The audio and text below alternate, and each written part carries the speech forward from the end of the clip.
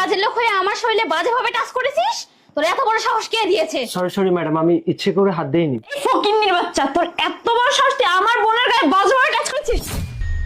এর জন্য তোদের মতো ফকিন্নিদের না বাসায় কাজ করতে দিতে হয় না। আরে কি সে আপু, ঘরের ভিতরে চিল্লাপালা কেন? তো চিল্লাচিল্লি করতেছ কেন তোমরা? ও তুই এসেছিস? আর বলিস না, এই বাবা একটা কাজের লোক রেখেছে, ও আমার শরীরে বাজেভাবে টাচ করছে। আরে ভাইয়া হ্যাঁ, আমি এখানে বসে বসে পড়তেছিলাম, আপু এখানে শোয়া ছিল, ও এখানে ঘর মুছতে ছিল। হঠাৎ আপুর ছি আমি বলতে পারতেছি না। কি বাজেভাবে টাচ করছো মানে? কি আর বলবো, আব্বাও না খায় কাজ না, কই থেকে এসব ধরে নিয়ে আসে আর ঘরের ভিতর রাখে।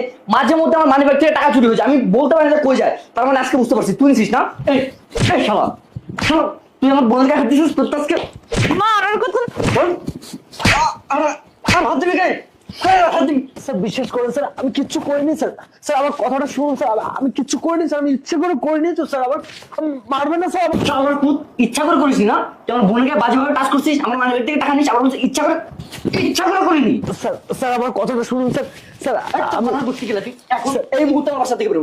স্যার স্যার আমার কথাটা তো শুনুন স্যার। কি শুনবো তোর কথা? তোর কথা কি শুনবো? বেরো। ভাই আমার কথাটা তো শুনুন ভাই। ভাই ভাই আমি কি বলি ভাই?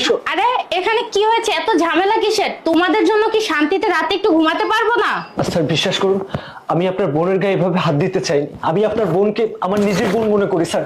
স্যার আমার কথাটা শুনুন স্যার, আমি এভাবে আপনার বোনকে টাচ করতে চাইনি স্যার। আর তুই কি বলতে চাচ্ছিস? তুই আমার শরীরে হাত দিসনি? আমি কি তোকে মিথ্যা অপবাদ দিচ্ছি?